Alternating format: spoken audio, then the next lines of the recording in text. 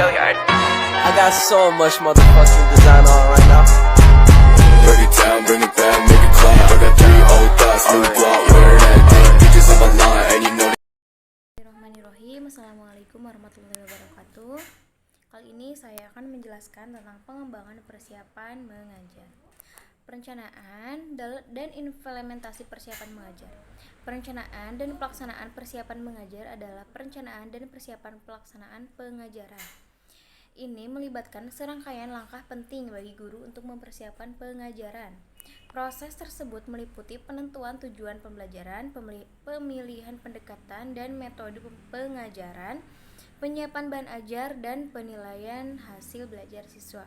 Langkah-langkah dalam perencanaan dan implementasi persiapan mengajar adalah ada 6 poin. Yang pertama yaitu menentukan tujuan pembelajaran. Guru harus menentukan tujuan pembelajaran yang jelas dan spesifik agar dapat mengarahkan kegiatan pembelajaran ke arah yang tepat. Selanjutnya ada memilih metode dan pendekatan pembelajaran. Guru harus memilih metode dan pendekatan pembelajaran yang sesuai dengan tujuan pembelajaran dan karakteristik siswa. Yang ketiga yaitu mencapai materi pembelajaran.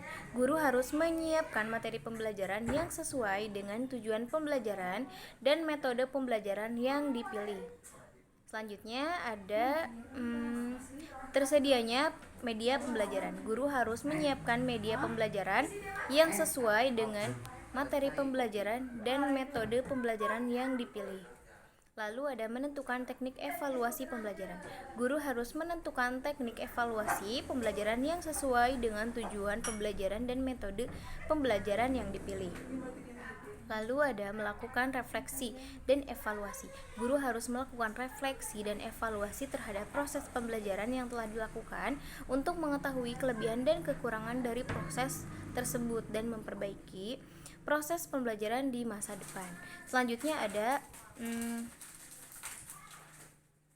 prinsip persiapan mengajar adalah hal yang sangat penting bagi seorang guru. Beberapa prinsip dasar dalam mengajar yang perlu diperhatikan yaitu yang pertama ada menguasai isi pembelajaran atau pengajaran, yang kedua utamakan susunan yang sistematis, yang ketiga perhatikan kebutuhan siswa. Terus ada mampu menggunakan bentuk cerita, gunakanlah cara mengajar yang hidup, menarik dan bervariasi. Lalu ada jadikan diri sendiri sebagai teladan. Dalam mempersiapkan mengajar, seorang guru juga perlu memperhatikan motivasi siswa, kerjasama antar siswa dan individualitas siswa. Yang ketiga ada komponen-komponen persiapan mengajar dapat mencakup beberapa hal yang berbeda tergantung pada konteks dan tujuan pengajaran yang dimaksud. Namun beberapa komponen yang pada umumnya dianggap penting dalam persiapan mengajar adalah sebagai berikut, yaitu ada tujuan pembelajaran. Tujuan pembelajaran harus jelas dan spesifik hingga dapat membantu guru dalam merencanakan kegiatan pembelajaran yang tepat dan efektif. Yang kedua ada materi atau bahan ajar.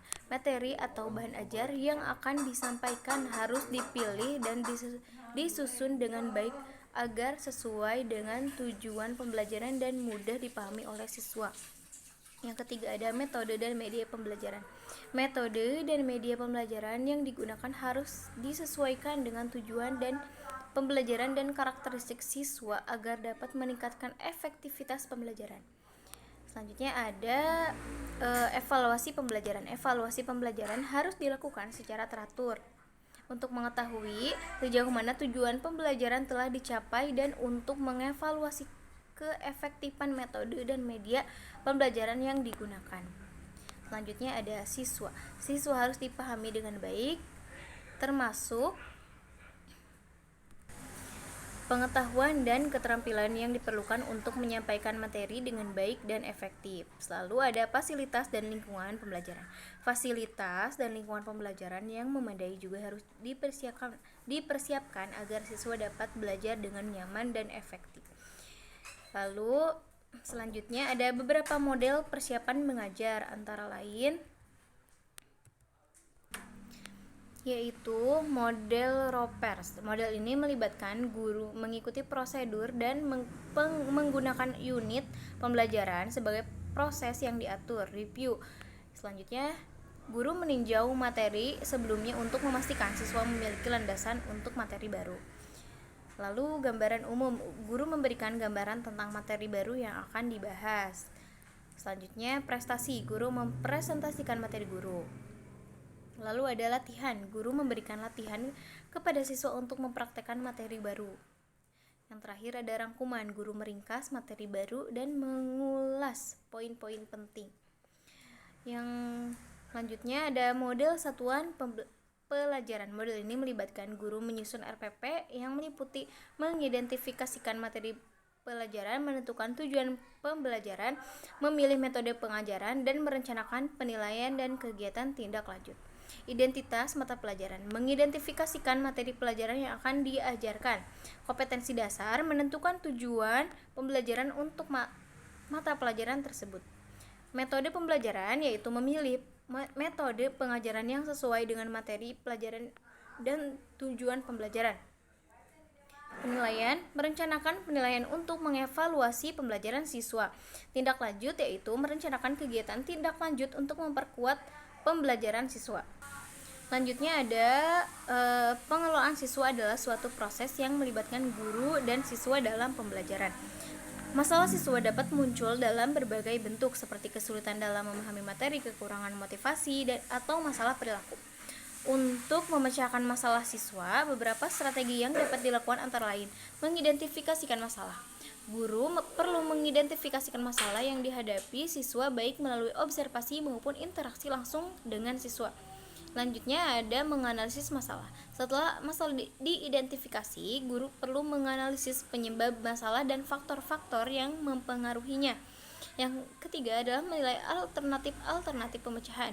Guru perlu mencari alternatif pemecahan masalah yang sesuai dengan kondisi siswa dan lingkungan belajar. Salah satu strategi yang dapat digunakan adalah pembelajaran berbasis masalah, di mana siswa diberikan tugas atau masalah yang harus ditransfer secara mandiri atau dalam kelompok.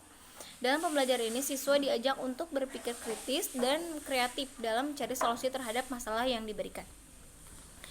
Yang keenam adalah pengelolaan guru mengacu pada manajemen guru dalam lingkungan pendidikan. Perencanaan, memutuskan tujuan apa yang akan dikejar selama periode mendatang dan apa yang harus dilakukan untuk mencapai tujuan tersebut merupakan aspek penting dari pengelolaan guru. Yang kedua ada pengorganisasian, mengkelompokkan guru dan sumber daya dengan cara yang memungkinkan pencapaian tujuan secara efisien dan efektif merupakan aspek penting lainnya dari pengelolaan guru. Selanjutnya ada rekrutmen. Rekrutmen guru merupakan komponen penting dalam pengelolaan guru. Dalam beberapa kasus, pemerintah daerah mungkin bertanggung jawab untuk merekrut guru pendidikan agama untuk memenuhi persyaratan kependidikan agama Islam di daerah tertentu. Lalu ada pendataan. Pendataan manajemen guru merupakan bagian penting dari pengelolaan guru. Ini dapat melibatkan penggunaan sumber data primer dan sekunder, seperti informasi dan dokumen dari Kementerian Agama, Dinas Pendidikan, dan Dewan Kepegawaian Daerah. Lalu ada standar dan kualifikasi. Standar dan kualifikasi guru juga menjadi pertimbangan penting dalam pengelolaan guru. Misalnya ada standar kompetensi dan kualifikasi guru di Indonesia. Analisis kebijakan, yaitu mengkaji masalah yang terkait dengan manajemen guru dan merumuskan kebijakan yang komprehensif, adalah aspek lain dari pengelolaan guru. Selanjutnya ada